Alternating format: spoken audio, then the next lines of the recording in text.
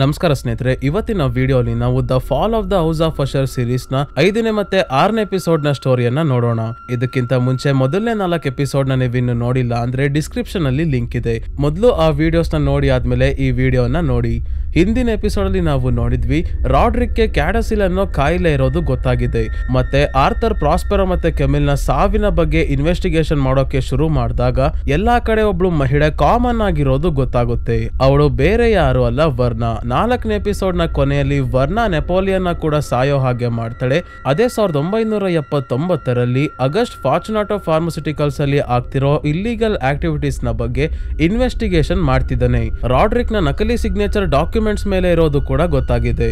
So ಈಗ ಈ ವಿಡಿಯೋಲಿ ರಾಡ್ರಿಕ್ ನ ಮಕ್ಕಳು ವಿಕ್ಟರಿನ್ ಮತ್ತೆ ಟ್ಯಾಮರ್ಲೈನ್ ಹೇಗೆ ಸಾವನ್ನಪ್ಪಿದ್ರು ಅಂತ ತೋರಿಸ್ತಾರೆ. ಇದಷ್ಟೇ ಅಲ್ಲ, ವರ್ನಾಗೆ ಸಂಬಂಧಪಟ್ಟ ಇನ್ನೊಂದಷ್ಟು ವಿಷಯಗಳು ಗೊತ್ತಾಗುತ್ತೆ. ಆದ್ರೆ ವರ್ನಾ ಯಾಕೆ ಅವರನ್ನೆಲ್ಲ ಸಾಯಿಸ್ತಿದ್ದಾಳೆ ಅಂತ ಗೊತ್ತಾಗೋದು ಕೊನೆ ಎಪಿಸೋಡ್ ಅಲ್ಲಿ. ಸೊ ಈ ಸ್ಟೋರಿಯ ಕಡೆ ಹೋಗೋಕ್ಕಿಂತ ಮುಂಚೆ ಸ್ನೇಹಿತರೆ, ಇನ್ನೂ ನೀವು ಈ ಚಾನಲ್ಗೆ ಸಬ್ಸ್ಕ್ರೈಬ್ ಆಗಿಲ್ಲ ಅಂದ್ರೆ ಈ ಕೂಡಲೇ ಸಬ್ಸ್ಕ್ರೈಬ್ ಆಗಿ ಮತ್ತೆ ಪಕ್ಕದಲ್ಲೇ ಇರೋ ಬೆಲ್ ಐಕನ್ ನ ಪ್ರೆಸ್ ಮಾಡಿ. 5ನೇ ಎಪಿಸೋಡ್ ನ ಸ್ಟಾರ್ಟಿಂಗ್ ಅಲ್ಲಿ ರಾಡ್ರಿಕ್ ಮತ್ತೆ ಮ್ಯಾಡಲಿನ್ ಗೆ ಆರ್ಥರ್ ಸೆಕ್ಯೂರಿಟಿ ಗಾರ್ಡ್ ಮಹಿಳೆಯ ಫೋಟೋ ಎನ್ಹಾನ್ಸ್ ಮಾಡಿ ಕಳಿಸಿದ್ದಾನೆ. ಇವಳ ಫೋಟೋ ನೋಡಿ ಇಬ್ಬರು ಶಾಕ್ ಆಗೋಗ್ತಾರೆ. ಯಾಕಂದ್ರೆ ವರ್ನಾ ಇವರಿಬ್ರಿಗೂ 1979ರಲ್ಲೇ ಪರಿಚಯ. ಮ್ಯಾಡಲಿನ್ ಒಂದು ಬಿಲ್ಡಿಂಗ್ ಹತ್ರ ಬಂದು ಗೋಡೆಯನ್ನ ನೋಡ್ಕೊಂಡು ನಿಂತ್ಕೊಂಡ್ರೆ, ರಾಡ್ರಿಕ್ ಒಂದು ಬಿಲ್ಡಿಂಗ್ ನ ಬೇಸ್ಮೆಂಟ್ ಗೆ ಬಂದು ಹಳೆ ಗೋಡೆಯನ್ನ ನೋಡ್ಕೊಂಡು ನಿಂತಿದ್ದಾನೆ. ಗೋಡೆಯನ್ನ ಯಾಕೆ ನೋಡ್ಕೊಂಡು ನಿಂತಿದ್ದಾರೆ ಅಂತ ಸ್ನೇಹಿತರೆ ಕೊನೆ ಎಪಿಸೋಡ್ ಅಲ್ಲಿ ಗೊತ್ತಾಗುತ್ತೆ. ನೆಕ್ಸ್ಟ್ ಸೀನಲ್ಲಿ ಅಲೆಕ್ಸಾಂಡ್ರಾ ವಿಕ್ಟರಿನ್ ಜೊತೆ ಜಗಳ ಆಡ್ತಿದ್ದಾಳೆ. ನೆಕ್ಸ್ಟ್ ವೀಕ್ ಸರ್ಜರಿ ಬುಕ್ ಮಾಡಿದ್ಯಾ? ಇದು ನನಗೆ ಗೊತ್ತೇ ಇಲ್ಲ. ಅದು ಅಲ್ಲದೆ ಸರ್ಜರಿ ಡಾಕ್ಯುಮೆಂಟ್ಸ್ ಮೇಲೆ ನನಗೆ ಕೇಳ್ದಂಗೆ ನಕಲಿ ಸಿಗ್ನೇಚರ್ ಮಾಡಿದ್ಯಾ ಅಂತ ಹೇಳ್ತಾ ಇದ್ದಾಳೆ. ಅಂದ್ರೆ ವರ್ನಾನ ತನ್ನ ಎಕ್ಸ್ಪೆರಿಮೆಂಟ್ ಗೆ ಉಪಯೋಗಿಸ್ಕೊಳ್ಳೋಕೆ ವಿಕ್ಟರಿನ್ ಟ್ರೈ ಮಾಡ್ತಿದ್ದಾಳಲ್ಲ, ಆ ವಿಷಯದ ಬಗ್ಗೆನೇ ಅವರು ಜಗಳ ಆಡ್ತಿರೋದು. ನಾನು ಮತ್ತೆ ನಿನ್ ಜೊತೆ ವರ್ಕ್ ಮಾಡಲ್ಲ, ನೀನು ಮತ್ತೆ ನಿಮ್ಮ ಅಶರ್ ಫ್ಯಾಮಿಲಿ ಅವರು ಮನುಷ್ಯರೇ ಅಲ್ಲ, ರಾಕ್ಷಸರು ಅಂತ ಹೇಳಿ ಕೆಲಸ ಬಿಟ್ಟು ಹೋಗ್ತಾಳೆ ಅಲೆಕ್ಸಾಂಡ್ರಾ. ಮುಂದಿನ ದಿನ ವಿಕ್ಟರಿನ್ ಪದೇ ಪದೇ ಅಲೆಕ್ಸಾಂಡ್ರಾಗೆ ಸಾರಿ ಕೇಳೋಕೆ ಫೋನ್ ಮಾಡ್ತಿದ್ದಾಳೆ. ಆದ್ರೆ ಅವಳು ರಿಸೀವ್ ಮಾಡ್ತಿಲ್ಲ. ಹಿಂದೆನೆ ಮ್ಯಾಡಲಿನ್ ಬಂದು ಆ ಹಾರ್ಡ್ ಡಿವೈಸ್ ಬೇಗ ರೆಡಿ ಆಗ್ಲೇಬೇಕು ಅಂತ ಪ್ರೆಷರ್ ಆಗ್ತಾ ಇದ್ದಾಳೆ. ಯಾಕಂದ್ರೆ ಎಲ್ಲರಿಗಿಂತ ಮೊದಲು ರಾಡ್ರಿಕ್ಗೆ ಆ ಡಿವೈಸ್ ಬೇಕಾಗಿರೋದು. ಇದಷ್ಟೇ ಅಲ್ಲದೆ ವಿಕ್ಟರಿನ್ಗೆ ಹೊಸ ಪ್ರಾಬ್ಲಮ್ ಶುರು ಆಗಿದೆ. ಏನಂದ್ರೆ ಅವಳಿಗೆ ವಿಚಿತ್ರವಾದ ಶಬ್ದ ಕೇಳಿಸ್ತಾ ಇದೆ. ಇದರಿಂದ ಯಾವುದೇ ಕೆಲಸದಲ್ಲಿ ಫೋಕಸ್ ಮಾಡೋಕೆ ಆಗ್ತಿಲ್ಲ. ಪ್ರೆಸೆಂಟ್ ಅಲ್ಲಿ ರಾಡ್ರಿಕ್ ಆಗಸ್ಟ್ಗೆ ಈಗ್ಲಾದ್ರೂ ಹೇಳೋ ಆ ಇನ್ಫಾರ್ಮರ್ ಯಾರು ಅಂತ ಕೇಳಿದಾಗ ಆಗಸ್ಟ್ ಹೇಳ್ತಾನೆ, ನಿಮ್ ಫ್ಯಾಮಿಲಿಯಲ್ಲಿ ಇನ್ಫಾರ್ಮರ್ ಯಾರು ಇರ್ಲೇ ಇಲ್ಲ. ನಾನೇ ಸುಳ್ಳು ಹೇಳ್ದೆ. ನಿಮ್ ಫ್ಯಾಮಿಲಿಯಲ್ಲಿ ಇನ್ಫಾರ್ಮರ್ ಯಾರು ಅಂತ ಗೊತ್ತಾಗ್ದಲೆ ನೀವೇ ಕಿತ್ತಾಡ್ಕೊಳ್ಳಿ, ನಿಮ್ ಫ್ಯಾಮಿಲಿ ಮುರಿದ್ಬೀಳ್ಲಿ ಅಂತ ಈ ರೀತಿ ಮಾಡ್ದೆ.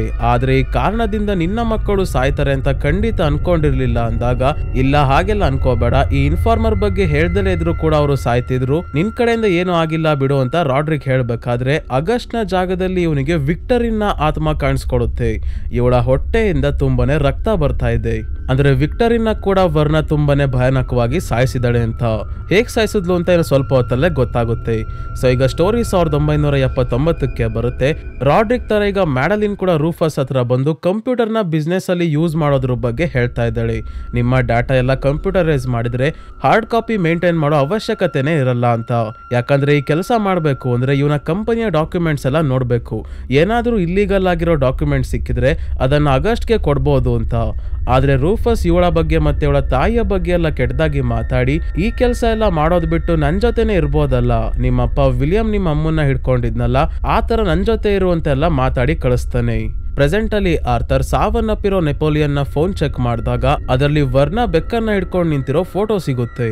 ಅದನ್ನ ಕೂಡ ತಗೊಂಡ್ ಬಂದು ಮ್ಯಾಡಲಿನ್ ಮತ್ತೆ ರಾಡ್ರಿಕ್ ಗೆ ತೋರಿಸಿದಾಗ ಮ್ಯಾಡಲಿನ್ ರಾಡ್ರಿಕ್ ಹೇಳ್ತಾಳೆ, ನಿನಗೆ ಈ ಮಹಿಳೆ ನೆನ್ಪಿದ್ದಾಳೆ ಅಲ್ವಾ, ಇವಳು ಯಾಕಿದೆಲ್ಲ ಮಾಡ್ತಿದ್ದಾಳೆ ಅಂತ ತಿಳ್ಕೋಬೇಕು ಅಂದಾಗ ರಾಡ್ರಿಕ್ ಹೇಳ್ತಾನೆ, ನಾವು ನ್ಯೂ ಇಯರ್ ನ ಹಿಂದಿನ ದಿನ ಸಖತ್ ಕುಡ್ದಿದ್ವಿ, ಅದಕ್ಕೆ ಏನೇನೋ ಇಮ್ಯಾಜಿನ್ ಮಾಡ್ಕೊಂಡಿದ್ವಿ ಅಷ್ಟೇ. ಆ ಮಹಿಳೆನೂ ಇಲ್ಲ, ಯಾರು ಇಲ್ಲ. ಅಕಸ್ಮಾತ್ ಅವಳು ನಿಜವಾಗ್ಲೂ ಅವತ್ತಿದ್ಲು ಅಂದ್ರೆ ಇವಾಗ್ಲೂ ಅವಳು ಫೋಟೋ ಅಲ್ಲಿ ಹಾಗೆ ಇದ್ದಾಳೆ, ಒಂದ್ ಸ್ವಲ್ಪನೂ ವಯಸ್ಸಾಗಿರೋ ರೀತಿ ಕಾಣ್ತಿಲ್ಲ. ನಾವು ಇಷ್ಟು ವರ್ಷದಲ್ಲಿ ಯಾವ ರೀತಿ ಆಗಿದ್ದೀವಿ ನೋಡು ಅಂದಾಗ ಮ್ಯಾಡಲಿನ್ ಆರ್ಥರ್ಗೆ ವರ್ನಾ ಬಗ್ಗೆ ತಿಳ್ಕೊಳ್ಳೋಕೆ ಹೇಳಿ ಆ ಬಾರ್ ಇದ್ದ ಜಾಗದ ಅಡ್ರೆಸ್ ಕೊಟ್ಟು ಕಳಿಸ್ತಾಳೆ. ಅಂದ್ರೆ ಮ್ಯಾಡಲಿನ್ ಅವಾಗ್ಲೇ ವರ್ನಾಳ ಫೋಟೋನ ನೋಡಿ ಒಂದು ಬಿಲ್ಡಿಂಗ್ ಹತ್ರ ಹೋಗಿದ್ದಲ್ಲ, ಅದೇ ಜಾಗದಲ್ಲಿ 1979ರಲ್ಲಿ ವರ್ನಾ ಇದ್ದ ಬಾರ್ ಇತ್ತು. ಇನ್ನೊಂದ್ ಕಡೆ ವಿಕ್ಟರಿನ್ ಹತ್ರ ವರ್ನಾ ಬಂದು ಹೇಳ್ತಿದ್ದಾಳೆ, ನಾನು ಡಾಕ್ಟರ್ ಅಲೆಕ್ಸಾಂಡ್ರಾನ ಮೀಟ್ ಮಾಡ್ಲೇಬೇಕು, ಮೊದಲು ನಾನು ಅವರ ಪೇಷಂಟ್ ಆಗಿದ್ದೆ, ಅವರು ಈ ಎಕ್ಸ್ಪೆರಿಮೆಂಟ್ ಅಲ್ಲಿ ಭಾಗಿಯಾಗೋದಕ್ಕೆ ಹೇಳಿದ್ರೆ ಮಾತ್ರ ನಾನು ಒಪ್ಕೊಳ್ಳೋದು ಅಂತ ಹೇಳ್ತಾ ಇದ್ದಾಳೆ. ಈಗ ವಿಕ್ಟರಿನ್ಗೆ ಏನ್ ಮಾಡೋದು ಅಂತ ಗೊತ್ತಾಗ್ತಿಲ್ಲ. ಇದರ ಜೊತೆಗೆ ಆ ವಿಚಿತ್ರವಾದ ಶಬ್ದ ಕೇಳಿಸೋದು ದಿನೇ ದಿನೇ ಜಾಸ್ತಿನೇ ಆಗ್ತಿದೆ. ಎಲ್ಲಿಂದ ಶಬ್ದ ಬರ್ತಿದೆ ಅಂತ ನೋಡೋಕೋಸ್ಕರ ಇರೋ ಬರೋ ವಸ್ತುಗಳೆಲ್ಲ ಬಿಸಾಕ್ತಾ ಇದ್ದಾಳೆ. ಅಂದ್ರೆ ಇವಳು ಕೂಡ ನೆಪೋಲಿಯನ್ ನ ರೀತಿ ಆಗ್ತಿದ್ದಾಳೆ. ನೆಕ್ಸ್ಟಿನಲ್ಲಿ ಬಿಲ್ ಮತ್ತೆ ಟ್ಯಾಮರ್ಲೆನ್ ಕಿತ್ತಾಡ್ತಾ ಇದ್ದಾರೆ. ಯಾಕಂದ್ರೆ ಟ್ಯಾಮರ್ಲೆನ್ಗೆ ಡೌಟ್ ಬಂದಿದೆ, ಬಿಲ್ ವರ್ನಾ ಜೊತೆ ಎಲ್ಲಾ ಕಡೆ ಸುತ್ತಾಡ್ತಿದ್ದಾನೆ. ಟ್ಯಾಮರ್ಲೆನ್ ಹೇಗೆ ಅಂದ್ರೆ ಸ್ನೇಹಿತರೆ, ಇವಳು ಯಾರನ್ನ ಕರ್ಕೊಂಡ್ ಬರ್ತಾಳೋ ಅವಳ ಜೊತೆ ತನ್ನ ಮುಂದೆ ಮಾತ್ರ ಅವರು ಇಂಟಿಮೇಟ್ ಆಗ್ಬೇಕು, ಹೊರಗೆ ಬೇರೆಯವರ ಜೊತೆ ಬಿಲ್ ಸಂಬಂಧ ಬೆಳೆಸೋ ಆಗಿಲ್ಲ. ಇದಷ್ಟೇ ಅಲ್ಲ, ತನ್ನ ಹೊಸ ಬ್ರಾಂಡ್ ನ ಲಾಂಚ್ ಮಾಡ್ಬೇಕು ಅಂತ ಟ್ಯಾಮರ್ಲೆನ್ ರಾತ್ರಿ ಎಲ್ಲ ನಿದ್ದೆನೆ ಮಾಡ್ದಲೆ ವಿಚಿತ್ರವಾಗಿ ಆಡೋಕೆ ಶುರು ಮಾಡ್ಕೊಂಡಿದ್ದಾಳೆ. ಇವಳೇ ಬಿಲ್ ಜೊತೆ ಹೊರಗೆ ಓಡಾಡ್ಕೊಂಡ್ ಬಂದು ನೀನು ವರ್ನಾ ಜೊತೆ ಯಾಕೆ ಸುತ್ತಾಡ್ತಿದ್ಯಾ ಅಂತ ಕೇಳ್ತಾ ಇದ್ದಾಳೆ. ಇದಷ್ಟೇ ಅಲ್ಲ, ಕೋಪದಲ್ಲಿ ಹೇಳ್ತಾ ಇದ್ದಾಳೆ, ನಾನೇ ನೀನ್ ಇಷ್ಟಪಟ್ಟು ಮದ್ವೆ ಆಗಿಲ್ಲ, ನಿನ್ನ ಮೀಟ್ ಮಾಡಿದಾಗ ನೀನು ಒಳ್ಳೆ ಸೋಷಿಯಲ್ ಮೀಡಿಯಾ ಇನ್ಫ್ಲೂಯೆನ್ಸರ್ ಆಗಿದ್ದೆ, ನನ್ನ ಹೊಸ ಬ್ರ್ಯಾಂಡ್ಗೆ ನಿನ್ ಕಡೆಯಿಂದ ಹೆಲ್ಪ್ ಆಗುತ್ತೆ ಅಂತ ಮದ್ವೆ ಅದೇ ಅಷ್ಟೇ ಅಂತೆಲ್ಲ ಹೇಳಿದಾಗ ಬಿಲ್ ಬೇಜಾರ್ ಮಾಡ್ಕೊಂಡು ಮನೆ ಬಿಟ್ಟು ಹೋಗ್ತಾನೆ. ರಾಡ್ರಿಕ್ ಅವಾಗ್ಲೇ ಒಂದು ಬಿಲ್ಡಿಂಗ್ ನ ಬೇಸ್ಮೆಂಟ್ ಗೆ ಬಂದು ಗೋಡೆಯನ್ನ ನೋಡ್ಕೊಂಡು ನಿಂತಿದ್ನಲ್ಲ, ಈಗ ಮತ್ತೆ ಅದೇ ಜಾಗಕ್ಕೆ ಬಂದು ಕುಡಿತಾ ಕೂತಿದ್ದಾನೆ. ಮತ್ತೆ ಗೋಡೆಯನ್ನ ನೋಡ್ಕೊಂಡು ತನ್ನ ಕಷ್ಟಗಳನ್ನೆಲ್ಲ ಹೇಳ್ಕೊಂತಾ ಇದ್ದಾನೆ. ಮಕ್ಕಳ ಸಾವಿನ ಜೊತೆಗೆ ತನ್ನ ಕಾಯಿಲೆಯ ಕಾರಣದಿಂದ ಭ್ರಮೆ ಎಲ್ಲ ಆಗ್ತಿದ್ಯಲ್ಲ, ಅದಕ್ಕೆ ಸೂಸೈಡ್ ಮಾಡ್ಕೊಂಡು ಸಾಯೋಕ್ಕೂ ಕೂಡ ನೋಡ್ತಾನೆ. ಆದ್ರೆ ಧೈರ್ಯ ಸಾಕಾಗಲ್ಲ. ಸೊ ಸೀದಾ ಇಲ್ಲಿಂದ ವಿಕ್ಟರಿನ್ನ ಮನೆಗೆ ಬಂದು ಹೇಳ್ತಾ ಇದ್ದಾನೆ, ನಿಮ್ ಮಧ್ಯೆ ನಾನು ಇನ್ಫಾರ್ಮರ್ನ ವಿಷಯವಾಗಿ ತಂದಿಟ್ಬಿಟ್ಟೆ, ಸಾರಿ ಅಂತ ಕೇಳಬೇಕಾದ್ರೆ ಇಲ್ಲಿವರೆಗೂ ವಿಕ್ಟರಿನ್ಗೆ ಕೇಳ್ತಿದ್ದ ವಿಚಿತ್ರವಾದ ಶಬ್ದ ರಾಡ್ರಿಕ್ ಕೂಡ ಕೇಳಿಸ್ತಾ ಇದೆ. ಮತ್ತೆ ಮನೆಯಲ್ಲಿ ಏನೋ ಕೆಟ್ಟ ವಾಸನೆ ಬೇರೆ ಬರ್ತಿದೆ. ಅದಕ್ಕೆ ಏನು ಅಂತ ನೋಡೋದಕ್ಕೆ ರೂಮ್ಗೆ ಬಂದಾಗ ಇಲ್ಲಿ ಅಲೆಕ್ಸಾಂಡ್ರಾನ ಡೆಡ್ ಬಾಡಿ ಇದೆ. ಆಲ್ರೆಡಿ ಸಾವನ್ನಪ್ಪಿರೋ ಅಲೆಕ್ಸಾಂಡ್ರಾಳ ಹಾರ್ಟ್ಗೆ ವಿಕ್ಟರಿನ್ ಹಾರ್ಟ್ ಡಿವೈಸ್ ನ ಹಾಕಿದ್ದಾಳೆ. ಅದು ಹಾರ್ಟ್ ನ ಪಂಪ್ ಮಾಡ್ತಿರೋ ಶಬ್ದನೇ ವಿಕ್ಟರಿನ್ಗೆ ಕೇಳಿಸ್ತಾ ಇರೋದು. ಆದ್ರೆ ವಿಕ್ಟರಿನ್ ಮೆಂಟಲಿ ಡಿಸ್ಟರ್ಬ್ಡ್ ಆಗೋಗಿದ್ದಾಳೆ. ಇವಳು ಸಾವನ್ನಪ್ಪಿರೋದು ಗೊತ್ತಿದ್ರು ಇವಳಿಗೆ ಫೋನ್ ಮಾಡ್ತಾ ಇದ್ಲು. ಅಲೆಕ್ಸಾಂಡ್ರಾ ಹೇಗೆ ಸಾವನ್ನಪ್ಪಿದ್ಲು ಅಂದ್ರೆ ಸ್ನೇಹಿತರೆ, ಅವತ್ತು ಅಲೆಕ್ಸಾಂಡ್ರಾ ಇವಳ ಜೊತೆ ಜಗಳ ಮಾಡ್ಕೊಂಡು ಹೋಗ್ಬೇಕಾದ್ರೆ ಕೋಪದಲ್ಲಿ ವಿಕ್ಟರಿನ್ ಟೇಬಲ್ ಮೇಲಿದ್ದ ಒಂದು ವಸ್ತುವನ್ನ ಅಲೆಕ್ಸಾಂಡ್ರಾ ಕಡೆ ಬಿಸಾಕಿರ್ತಾಳೆ. ಅದು ಹೋಗಿ ಅವಳ ತಲೆಗೆ ಬಿದ್ದು ಸಾವನ್ನಪ್ಪಿರ್ತಾಳೆ. ಈಗ ರಾಡ್ರಿಕ್ ಡೆಡ್ ಬಾಡಿ ನೋಡಿ ಫುಲ್ ಗಾಬರಿ ಆಗಿದ್ದಾಗ ವಿಕ್ಟರಿನ್ ಇಲ್ಲಿಗೆ ಓಡ್ ಬಂದು, ಓ ಅಲೆಕ್ಸಾಂಡ್ರಾ ನೀನು ಇಲ್ಲೇ ಇದೆಯಾ ಅಂತ ಮಾತಾಡಿಸ್ತಾ ಇದ್ದಾಳೆ.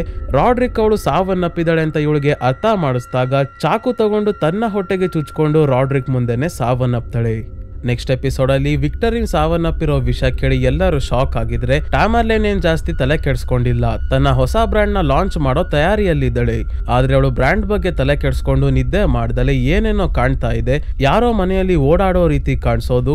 ಬಿಲ್ ಇವಳನ್ನ ಬಿಟ್ಟೋಗಿದ್ರು ಮತ್ತೆ ಮನೆಗೆ ಬಂದು ತನ್ನ ಜೊತೆ ಮಾತಾಡ್ದಂಗೆ ಆಗೋದು. ಸಡನ್ ಆಗಿ ಏನಾದ್ರು ಕೆಲಸ ಮಾಡ್ತಾ ಹಾಗೇನೆ ಮಲಗ್ಬಿಟ್ಟಿರ್ತಾಳೆ. ಇವಳಿಗೆ ಎಚ್ಚರಿಕೆ ಆದಾಗ ಮಲಗೋಕ್ಕೂ ಮುಂಚೆ ನಾನು ಏನ್ ಮಾಡ್ತಿದ್ದೆ ಅಂತಾನೆ ನೆನ್ಪಿರಲ್ಲ. ಇಷ್ಟು ಸಮಸ್ಯೆ ಅವಳನ್ನ ಕಾಡ್ತಾ ಇದೆ. ಪ್ರೆಸೆಂಟ್ ಅಲ್ಲಿ ಆಗಸ್ಟ್ ರಾಡ್ರಿಕ್ ಕೇಳ್ತಿದ್ದಾನೆ, ಅದು ಸರಿ, ನಿನಗೆ ನಿನ್ನ 4 ಜನ ಮಕ್ಕಳು ಸಾವನ್ನಪ್ಪಿದ್ರು ಅಂತ ಗೊತ್ತಾಯ್ತು, ಸಾಯಕ್ಕೂ ಮುಂಚೆ ಅವರ ಜೊತೆ ಏನಾಗಿತ್ತು ಅಂತ ಎಲ್ಲಾ ಡೀಟೇಲ್ಸ್ ನಿನಗೆ ಹೇಗೆ ಗೊತ್ತಾಯ್ತು ಅಂತ ಕೇಳ್ತಾನೆ. ರಾಡ್ರಿಕ್ ಹೇಳ್ತಾನೆ, ಅವರು ಸಾವನ್ನಪ್ಪಿ ಆದ್ಮೇಲೆ ನನ್ನ ಹತ್ರ ಬಂದು ಅವ್ರು ಹೇಗೆ ಸಾವನ್ನಪ್ಪಿದ್ರು ಅಂತ ಡೀಟೇಲ್ ಆಗಿ ಹೇಳಿದ್ರು ಅಂತ. ಈ ವಿಷಯ ಕೇಳಿ ಇದು ಹೇಗೆ ಸಾಧ್ಯ ಅಂತ ಆಗಸ್ಟ್ಗೆ ನಂಬೋಕಾಗಲ್ಲ. ಆದ್ರೆ ರಾಡ್ರಿಕ್ ನ ಮಕ್ಕಳ ಆತ್ಮ ನಿಜವಾಗ್ಲೂ ಇವನ ಜೊತೆ ಮಾತಾಡ್ತಾ ಇದ್ದಾವೆ. ಮತ್ತೆ ಸ್ಟೋರಿ ಹಿಂದಕ್ಕೆ ಹೋಗುತ್ತೆ. ವಿಕ್ಟರಿನ್ ಸಾವನ್ನಪ್ಪಿ ಆದ್ಮೇಲೆ ಅಲೆಕ್ಸಾಂಡ್ರಾಳ ದೇಹದಿಂದ ಆ ಹಾರ್ಟ್ ಮೆಶ್ ಡಿವೈಸ್ ನ ರಾಡ್ರಿಕ್ ಕಿತ್ಕೊಂಡ್ ಬಂದು ಸಾವನ್ನಪ್ಪಿರೋ ತನ್ನ ಮಕ್ಕಳ ಜೊತೆ ಮಾತಾಡ್ತಾ ಇದ್ದಾನೆ. ಈ ಹಾರ್ಟ್ ಡಿವೈಸ್ ವರ್ಕ್ ಆಗೋ ಸ್ಟೇಜ್ ಅಲ್ಲಿ ಇದೆ. ಈ ಸಮಯದಲ್ಲಿ ಇದು ಪೊಲೀಸ್ ಅವರ ಕೈಗೆ ಸಿಕ್ಕಿದ್ರೆ ಸರಿ ಹೋಗಲ್ಲ ಅಂತ. ನಂತರ ಆರ್ಥರ್ ಮ್ಯಾಡಲಿನ್ಗೆ ಫೋನ್ ಮಾಡಿ, ನಾನು ವಿಕ್ಟರಿನ್ ಹತ್ರ ಇದ್ದ ಫೈಲ್ಸ್ ಎಲ್ಲ ಚೆಕ್ ಮಾಡಿದ್ದೀನಿ. ಒಂದು ಫೈಲಲ್ಲಿ ನೀವು ಹೇಳಿದ್ದ ಮಹಿಳೆ ಅಂದ್ರೆ ವರ್ನಾಳ ಐಡಿ ಸಿಕ್ಕಿದೆ. ಅದರಲ್ಲಿರೋ ಅಡ್ರೆಸ್ ನ ಹುಡುಕೊಂಡು ಬಂದಾಗ ನನಗೆ ಗೊತ್ತಾಯ್ತು, ಆ ಮಹಿಳೆ ನಿಮ್ಮನ್ನ ಸುಮ್ಮನೆ ಬಿಡೋ ಹಾಗೆ ಕಾಣ್ತಿಲ್ಲ. ಯಾಕಂದ್ರೆ ವರ್ನಾಳ ಐಡಿ ಕಾರ್ಡ್ ಅಲ್ಲಿ ಇದ್ದ ಅಡ್ರೆಸ್ ಬೇರೆ ಯಾವುದು ಅಲ್ಲ, ನೀವು ಮತ್ತೆ ರಾಡ್ರಿಕ್ ಚಿಕ್ಕವರಿದ್ದಾಗ ವಾಸವಾಗಿದ್ದ ಮನೆನೇ ಅಂತ ಹೇಳ್ತಾನೆ. ಪ್ರೆಸೆಂಟ್ ಅಲ್ಲಿ ಆಗಸ್ಟ್ ಏನು ಇದೇ ಮನೆ ಅಡ್ರೆಸ್ ಇತ್ತ? ಈ ಮನೆಗೆ ಬಂದಾಗ ಆರ್ಥರ್ ವರ್ನಾನ ಮೀಟ್ ಮಾಡಿದ್ನ ಅಂತ ಕೇಳಿದಾಗ, ನೀನು ಆರ್ಥರ್ನ ಏನಂತ ಅನ್ಕೊಂಡಿದ್ಯಾ? ಅವನು ಇಡೀ ಜಗತ್ತನ್ನೇ ಸುತ್ತಾಡ್ಕೊಂಡು ಬಂದಿರೋ ಅಂತ ವ್ಯಕ್ತಿ. 1979ರಲ್ಲಿ ನಾವಿಬ್ರು ಕೆಲಸ ಮಾಡ್ಕೊಂಡು ಫಾರ್ಚುನಾಟೋ ಕಂಪನಿಯಲ್ಲಿ ಏನ್ ನಡೀತಿದೆ ಅಂತ ತಲೆ ಕೆಡ್ಸ್ಕೊಂಡು ಕೂತಿದ್ವಿ. ಆದ್ರೆ ಆರ್ಥರ್ಗೆ ಅವಾಗ 25 ವರ್ಷ ಅಷ್ಟೇ. ಅವನು ಪ್ರಪಂಚವನ್ನೇ ಸುತ್ತಾಡ್ತಿದ್ದ. ವರ್ನಾನ ಪತ್ತೆ ಹಚ್ಚೋಕೆ ನಾವು ಬೇಕಿದ್ರೆ ಪೊಲೀಸ್ ಅಥವಾ ಆರ್ಮಿನೇ ಕಳಿಸ್ಬೋದಿತ್ತು. ಆದ್ರೆ ನಾವು ಆರ್ಥರ್ ಒಬ್ಬನನ್ನ ಕಳ್ಸಿದೀನಿ ಅಂದ್ರೆ ಅವನ ಸಾಮರ್ಥ್ಯ ಏನು ಅಂತ ಅರ್ಥ ಮಾಡ್ಕೋ. ಅವನು ಖಂಡಿತ ವರ್ನಾನ ಕಂಡಿಡ್ದ, ಆದ್ರೆ ಅವತ್ತಲ್ಲ, ಸ್ವಲ್ಪ ದಿನ ಆದ್ಮೇಲೆ. ಅದಕ್ಕಿಂತ ಮುಂಚೆ ಏನೇನಾಗಿತ್ತು ಮೊದಲು ಹೇಳ್ತೀನಿ ಎಂದಾಗ ಸಡನ್ ಆಗಿ ರಾಡ್ರಿಕ್ ನ ಹಿಂದೆ ಇದ್ದ ಕಿಟಕಿ ಗ್ಲಾಸ್ ಹೊಡೆದೋಗುತ್ತೆ. ರಾಡ್ರಿಕ್ ಹೆದರ್ಕೊಂಡು ಕೆಳಗೆ ಬಿದ್ದಾಗ ಟ್ಯಾಮರ್ಲೆನ್ ನ ಆತ್ಮ ಇವನ ಹತ್ರ ಬರುತ್ತೆ. ಆದ್ರೆ ಆಗಸ್ಟ್ ಕೆಳಗೆ ಬಿದ್ದಿರೋ ರಾಡ್ರಿಕ್ ನ ಸಮಾಧಾನ ಮಾಡಿ ಚೇರ್ ಮೇಲೆ ಕೂರಿಸ್ತಾನೆ. ಈಗ ಆಗಸ್ಟ್ 1979ರಲ್ಲಿ ನಡೆದಿದ್ದ ಒಂದು ವಿಷಯ ನೆನ್ಪು ಮಾಡ್ಕೊಂತಾನೆ. ಏನಂದ್ರೆ ರಾಡ್ರಿಕ್ ರೂಫಸ್ ನ ಕಂಪನಿ ಅಂದ್ರೆ ಫಾರ್ಚುನಾಟೋ ಫಾರ್ಮಸ್ಯೂಟಿಕಲ್ಸ್ ಮಾಡ್ತಿರೋ ಇಲ್ಲಿಗಲ್ ಕೆಲಸದ ಬಗ್ಗೆ ಅವರು ಬಚ್ಚಿಟ್ಟಿರೋ ಡಾಕ್ಯುಮೆಂಟ್ಸ್ ನ ಜೆರಾಕ್ಸ್ ಕಾಪಿ ತಗೊಂಡ್ ಬಂದೇ ಬರ್ತೀನಿ ಅಂತ ಧೈರ್ಯ ಮಾಡಿ ಕಂಪನಿಯ ಬೇಸ್ಮೆಂಟ್ ಗೆ ಬರ್ತಾನೆ. ಇಲ್ಲಿರೋ ಡಾಕ್ಯುಮೆಂಟ್ಸ್ ನ ಯಾರಿಗೂ ಕಾಣ್ದಂಗೆ ಜೆರಾಕ್ಸ್ ಮಿಷಿನ್ ನ ಸಹಾಯದಿಂದ ಫೋಟೋ ಕಾಪೀಸ್ ಮಾಡ್ಕೊಂತಾ ಇದ್ದಾನೆ. ಈಗ ಪ್ರೆಸೆಂಟ್ ಅಲ್ಲಿ ಅಂದ್ರೆ ಆರ್ಥರ್ ವರ್ನ ಬಗ್ಗೆ ಇನ್ನಷ್ಟು ಡೀಟೇಲ್ಸ್ ಕಲೆಕ್ಟ್ ಮಾಡ್ಕೊಂಡು ಬಂದಿದ್ದಾನೆ. ಏನಂದ್ರೆ 1979ರಲ್ಲಿ ಮ್ಯಾಡಲಿನ್ ಮತ್ತೆ ರಾಡ್ರಿಕ್ ಇಬ್ರು ಮೊದಲನೇ ಬಾರಿ ವರ್ನಾನ ಬಾರ್ ಅಲ್ಲಿ ಮೀಟ್ ಮಾಡಿರ್ತಾರಲ್ಲ, ಆ ಜಾಗದಲ್ಲಿ ಈಗ ಬಾರ್ ಇರೋದೇ ಇಲ್ಲ. 1975ರಿಂದಾನು ಆ ಬಿಲ್ಡಿಂಗ್ ಖಾಲಿ ಇರೋ ವಿಷಯ ಗೊತ್ತಾಗುತ್ತೆ. ನಿಮಗೆ ನೆನ್ಪಿರ್ಬೋದು ಸ್ನೇಹಿತರೆ, ಮ್ಯಾಡಲಿನ್ ಮೊದಲನೇ ಬಾರಿ ವರ್ನಾನ ಮೀಟ್ ಮಾಡಿದಾಗ ನಾನು ಇದೇ ದಾರಿಯಲ್ಲಿ ಓಡಾಡೋದು, ನಾನು ಬಾರ್ ಇರೋದು ಯಾವತ್ತು ನೋಡೇ ಇರ್ಲಿಲ್ವಲ್ಲ, ಹೊಸದಾಗಿ ಓಪನ್ ಮಾಡಿದ್ರ ಅಂದಾಗ ಹೌದು ಅಂತ ವರ್ನ ಹೇಳಿರ್ತಾಳೆ. ಅಂದ್ರೆ ಬಾರ್ದು ಕೂಡ ಏನೋ ರಹಸ್ಯ ಇದೆ. ಇದಕ್ಕೂ ಉತ್ತರ ಸ್ನೇಹಿತರೆ ಕೊನೆ ಎಪಿಸೋಡ್ ಅಲ್ಲೇ ಸಿಗೋದು. ಆರ್ಥರ್ ಇಷ್ಟಕ್ಕೆ ಸುಮ್ಮನಾಗ್ದಲೆ ಫೇಶಿಯಲ್ ರೆಕಗ್ನಿಷನ್ ಟೆಕ್ನಾಲಜಿಯನ್ನ ಉಪಯೋಗಿಸ್ಕೊಂಡು ವರ್ನ ಇರೋ ಚಿತ್ರಗಳು ಇಂಟರ್ನೆಟ್ ಅಲ್ಲಿ ಏನಾದ್ರೂ ಇದೆಯಾ ಅಂತ ಚೆಕ್ ಮಾಡಿದಾಗ ವರ್ನ ಬೇರೆ ಬೇರೆ ಶ್ರೀಮಂತ ವ್ಯಕ್ತಿಗಳ ಜೊತೆ ಇರೋ ಫೋಟೋಸ್ ಸಿಕ್ಕಿದೆ. ಒಂದಾದ್ಮೇಲೆ ಒಂದು ಫೋಟೋಸ್ನ ಆರ್ಥರ್ ತೋರಿಸ್ತಾ ಹೋಗ್ತಾನೆ. ಒಂದು 10 ವರ್ಷದ ಹಿಂದೆ ತೆಗೆದಿರೋಂಥ ಫೋಟೋ, ಇನ್ನೊಂದು 1980ರ ಫೋಟೋ, ನೆಕ್ಸ್ಟ್ ಒಂದು ಫೋಟೋ 1994ರಲ್ಲಿ ತೆಗೆದಿರೋದು, ಕೊನೆ ಫೋಟೋ ತೆಗೆದಿರೋದು 1901ರಲ್ಲಿ.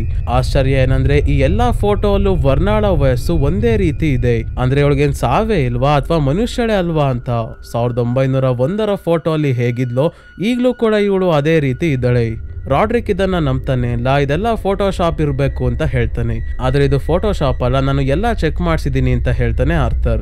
ಮ್ಯಾಡಲಿನ್ ಕೂಡ ನಿನಗೆ ಎಲ್ಲಾ ವಿಷಯ ಗೊತ್ತಿದ್ರು ಗೊತ್ತಿಲ್ಲ ಅನ್ನೋ ಹಾಗೆ ನಾಟಕ ಆಡ್ಬೇಡ, ಅವತ್ತು ಹೊಸ ವರ್ಷದ ಹಿಂದಿನ ದಿನ ಇವಳು ನಮ್ಗೆ ಏನ್ ಹೇಳಿದ್ಲು ಮರ್ತೋಗಿದ್ಯಾ ಅಂದಾಗ ನನಗೆ ಸ್ವಲ್ಪ ಟೈಮ್ ಕೊಡಿ, ತಲೆ ಓಡ್ತಿಲ್ಲ ಅಂತ ಹೇಳಿ ಇವ್ರನ್ನ ಕಳಿಸ್ತಾನೆ ರಾಡ್ರಿಕ್. ನೆಕ್ಸ್ಟಿನಲ್ಲಿ ಟ್ಯಾಮರ್ಲೈನ್ ತನ್ನ ಹೊಸ ಬ್ರ್ಯಾಂಡ್ ಗೋಲ್ಡ್ ಬರ್ಗ್ ನ ಲಾಂಚ್ ಮಾಡೋಕೆ ಎಲ್ಲ ರೆಡಿ ಮಾಡ್ಕೊಂಡಿದ್ದಾಳೆ. ಇವಳಿಗೆ ಸಪೋರ್ಟ್ ಮಾಡೋಕೆ ಮ್ಯಾಡಲಿನ್ ಮತ್ತೆ ರಾಡ್ರಿಕ್ ನ ಹೆಂಡತಿ ಜೂನೋ ಬಂದಿದ್ದಾಳೆ. ಟ್ಯಾಮರ್ಲೈನ್ ಸ್ಟೇಜ್ ಮೇಲೆ ಬಂದು ತನ್ನ ಬ್ಯೂಟಿ ಮತ್ತೆ ಹೆಲ್ತ್ ಪ್ರಾಡಕ್ಟ್ಸ್ ನ ಬಗ್ಗೆ ಜನರಿಗೆ ಹೇಳ್ತಾ ವಿಚಿತ್ರವಾಗಿ ಆಡ್ತಾ ಇದ್ದಾಳೆ. ಯಾಕಂದ್ರೆ ಜನರ ನಡುವೆ ಇವಳಿಗೆ ವರ್ನ ಕಾಣ್ತಾ ಇದ್ದಾಳೆ. ಬ್ರ್ಯಾಂಡ್ ನ ಪೋಸ್ಟರ್ ಅಲ್ಲಿ ಬಿಲ್ ನ ಜೊತೆ ವರ್ನ ನಿಂತಿರೋ ಹಾಗೆಲ್ಲ ಕಾಣ್ತಿರೋದ್ರಿಂದ ಮೈ ಕಿತ್ಕೊಂಡು ಟಿವಿ ಹೊಡೆದಾಕೋದಕ್ಕೆ ಶುರು ಮಾಡ್ತಾಳೆ. ಇದಷ್ಟೇ ಅಲ್ಲ, ವರ್ನ ಮತ್ತೆ ಬಿಲ್ ನ ಪ್ರೈವೇಟ್ ವಿಡಿಯೋ ಕೂಡ ಟಿವಿಯಲ್ಲಿ ಬರ್ತಿರೋ ಹಾಗೆ ಇವಳಿಗೆ ಮಾತ್ರ ಕಾಣ್ತಿದೆ. ಆದ್ರೆ ಟಿವಿಯಲ್ಲಿ ಇವರ ವಿಡಿಯೋ ಬರ್ತಾನೆ ಇಲ್ಲ. ಸೊ ಎಲ್ಲಾ ಟಿವಿಯನ್ನ ಮೈಕಿಂದ ಹೊಡೆದಾಕಿ ಆದ್ಮೇಲೆ ಜೂನೋ ಹಿಂದೆನೆ ವರ್ನ ಕೂತಿರೋ ಹಾಗೆ ಕಾಣಿಸ್ತಿರೋದ್ರಿಂದ ಮೈಕ್ ನ ಸ್ಟ್ಯಾಂಡ್ ಸಮೇತ ಬಿಸಾಕ್ತಾಳೆ. ಅದು ಹೋಗಿ ಜೂನೋ ತಲೆಗೆ ಬಿದ್ದು ಗಾಯ ಆಗುತ್ತೆ. ಇದೇ ಗ್ಯಾಪ್ ಅಲ್ಲಿ ವರ್ನ ಡೋರ್ ಹತ್ರ ನಿಂತಿರೋದು ನೋಡಿ ಮ್ಯಾಡಲಿನ್ ಇವಳ ಹತ್ರ ಓಡ್ ಬಂದು ಹಿಡ್ಕೊಂಡಾಗ ವರ್ನ ಬೂದಿಯ ರೀತಿಯಾಗಿ ಮಾಯ ಆಗೋಗ್ತಾಳೆ. ಇದು ಮ್ಯಾಡಲಿನ್ ನ ಭ್ರಮೆ ಅಲ್ಲ, ಯಾಕಂದ್ರೆ ಅವಳ ಕೈಯೆಲ್ಲ ಕಪ್ಪು ಬೂದಿಯಾಗಿದೆ. ಇದರಿಂದ ಕನ್ಫರ್ಮ್ ಆಯ್ತು ವರ್ನ ಸಾಧಾರಣವಾದ ಮಹಿಳೆ ಅಂತೂ ಅಲ್ಲ. ಟ್ಯಾಮರ್ಲೈನ್ಗೆ ಎಲ್ಲರ ಮುಂದೆ ಅವಮಾನ ಆಗಿ ವಾಪಸ್ ಮನೆಗೆ ಬಂದ್ರೆ ಇಲ್ಲೂ ಎಲ್ಲಾ ಕನ್ನಡಿಯಲ್ಲಿ ವರ್ಣನೆ ಕಾಣ್ತಾ ಇದ್ದಾಳೆ. ಅದಕ್ಕೆ ಕನ್ನಡಿಯನ್ನ ಹೊಡೆದಾಕೋದಕ್ಕೆ ಶುರು ಮಾಡ್ತಾಳೆ. ಇದೇ ರೀತಿ ಒಂದಾದ್ಮೇಲೆ ಒಂದು ಕನ್ನಡಿಯನ್ನ ಹೊಡ್ಕೊಂಡು ಕೊನೆಗೆ ರೂಮ್ಗೆ ಬಂದಾಗ ಇಲ್ಲಿ ಸೀಲಿಂಗ್ ಅಲ್ಲಿರೋ ಕನ್ನಡಿಯಲ್ಲೂ ಕೂಡ ಅವಳೇ ಕಾಣ್ತಾ ಇದ್ದಾಳೆ. ಟ್ಯಾಮರ್ಲೈನ್ ಮೇಲೆ ಹಾರಿ ಆ ಕನ್ನಡಿ ಕೂಡ ಹೊಡೆದಾಗ್ತಿದ್ದಂಗೆ ಎಲ್ಲಾ ಮಿರರ್ನ ಪೀಸ್ ಇವಳ ದೇಹದ ಮೇಲೆ ಬಿದ್ದು ಚುಚ್ಕೊಂಡಿದ್ರಿಂದ ಸಾವನ್ನಪ್ತಾಳೆ.